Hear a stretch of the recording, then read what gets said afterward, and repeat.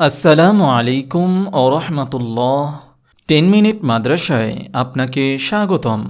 রাসূল সাল্লাল্লাহু আলাইহি ওয়াসাল্লামের মহান সাহাবী হযরত আবু দারদা রাদিয়াল্লাহু তাআলা আনহু উম্মতের প্রতি তার কল্যাণকামিতা ও সৎ উপদেশের জন্য বিখ্যাত ছিলেন। তিনি উপদেশ ও নসিহত প্রদানের মাধ্যমে উম্মাহকে আল্লাহমুখী করতে প্রয়াসী ছিলেন। তিনি বলেন, 3টি জিনিস আমাকে হাসায় এবং 3টি জিনিস আমাকে কাঁদায়। আমাকে হাসায় 3 ব্যক্তি।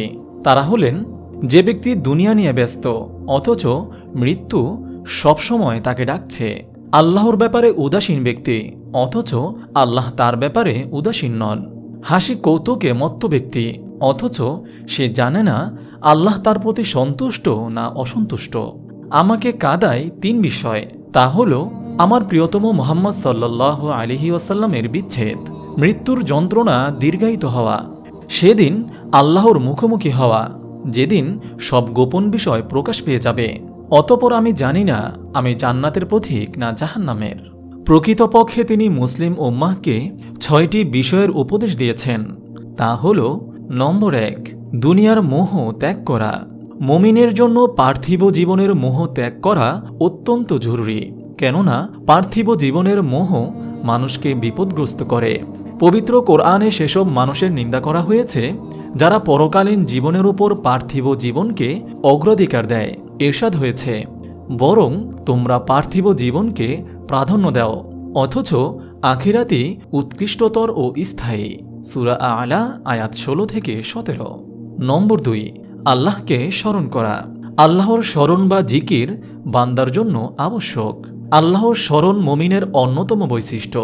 যারা সর্বদা আল্লাহকে স্মরণ রাখে তাদের প্রশংসায় ইরশাদ হয়েছে, যারা দাঁড়িয়ে বসে শুয়ে আল্লাহর স্মরণ করে এবং আকাশমণ্ডল ও পৃথিবীর সৃষ্টি সম্পর্কে চিন্তা করে ও তারা বলে, হে আমাদের প্রতিপালক, আপনি এসব অনর্থক সৃষ্টি করেননি, আপনি পবিত্র, আপনি আমাদের জাহান্নামের আগুন থেকে রক্ষা করুন। সূরা আলী ইমরান আয়াত 191। নম্বর 3, আল্লাহর সন্তুষ্টি কামনা। মুমিনের জীবনে আল্লাহর সন্তুষ্টি সবচেয়ে বড় অর্জন। পবিত্র কোরআনে ইরশাদ হয়েছে, আল্লাহর সন্তুষ্টি সর্বশ্রেষ্ঠ এবং এটাই মহাসাফল্য। সূরা তাওবা আয়াত 72। নম্বর 4, প্রিয়নবী সাল্লাল্লাহু আলাইহি ওয়াসাল্লামের ভালোবাসা। নবীজি সাল্লাল্লাহু আলাইহি ওয়াসাল্লামের ভালোবাসা মুমিনের ঈমানের অংশ। তার প্রতি ভালোবাসা পোষণ করা ছাড়া কোনো ব্যক্তির ঈমানের দাবি পূর্ণাঙ্গ নয়। রাসূল সাল্লাল্লাহু আলাইহি ওয়াসাল্লাম বলেন, তোমাদের কেউ মুমিন হতে পারবে না যতক্ষণ না আমি তার কাছে পিতা, সন্তান ও সব মানুষের চেয়ে প্রিয় না হই। সহিহ বুখারী হাদিস নম্বর 15। নম্বর 5, পাপ পরিহার করা। মৃত্যু যন্ত্রণাকে ভয় করার অর্থ হল পাপ কাজ পরিহার করা এবং উত্তম মৃত্যুর জন্য নেক কাজের মাধ্যমে প্রস্তুতি গ্রহণ করা, কেননা পাপীদের মৃত্যুর যন্ত্রণা তীব্র হয়। যেমন আল্লাহ তাআলা বলেন, যদি তুমি দেখতে পেতে যখন অবিচারকারীরা মৃত্যুর যন্ত্রণায় থাকবে এবং ফেরেশতারা হাত বাড়িয়ে বলবে, তোমাদের প্রাণ বের করো, তোমরা আল্লাহর সম্পর্কে অন্যায় বলতে ও তার নিদর্শন সম্পর্কে ঔদ্ধত্য প্রকাশ করতে, সেজন্য আজ তোমাদের অবমাননাকর শাস্তি দেওয়া হবে। সূরা আনআম আয়াত 93। নম্বর 6, পরকালীন শাস্তিকে ভয় করা। মুমিন পরকালীন জীবনের পরিণতিকে ভয় করে।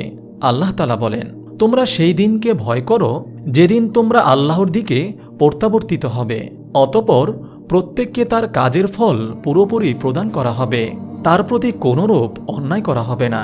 সূরা বাকারা আয়াত 281। মহান আল্লাহ তাআলা আমাদের সবাইকে রাসূল সাল্লাল্লাহু আলাইহি ওয়াসাল্লামের এই মহামূল্যবান উপদেশের উপর আমল করার তৌফিক দান করুন। আমিন। আপনি যদি এরকম ভিডিও আরও পেতে চান তাহলে এই চ্যানেলটি সাবস্ক্রাইব করে পাশে রাখা বেল আইকনটি অন করে দিন।